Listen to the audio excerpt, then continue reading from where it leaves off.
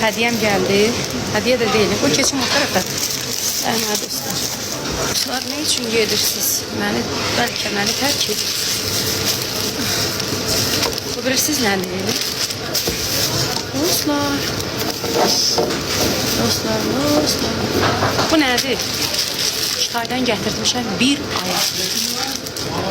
Yani siparişim 546. Allah, bu nətər açmayı dostlar. Təzə dırnaq gətirmişəm. Kırılacaq. Ay, ətini çox koy.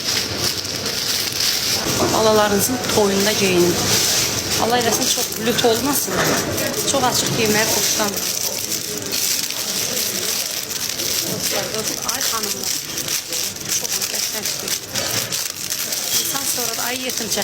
Mən uşaq vaxtı milyonçu ailəsində doğulmuşam. Mənim ən kasıb vaxtım indi. Dədəmə dollar fərman deyirlər. Hələ onda dolların rəngini çox adam görmür. Mənim elə ən yesir vaxtım indi. Ay qızlar, ay qızlar. Görürsünüz, ay qızlar. Görürsünüz. Çok qəşəng. Bu qədər. Çox qəşəng. Görürsünüz. Fış fış fış fış. Sizin müğənniniz